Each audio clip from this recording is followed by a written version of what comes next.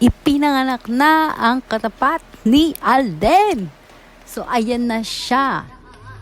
Meet Little Alden. O, rumarampa na yan. Oops!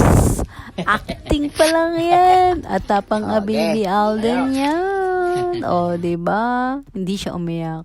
So, meron na nga siya ngayon na colorful car. So, hindi yan papahuli. Napaka-humble, nakapapa habang nagdadrive yan. At nakasando at shorts lang siya. Oops! Sorry po sa mga ating mga pulis sa ating traffic dyan. Hindi po siya naka-seatbelt. Sorry na po.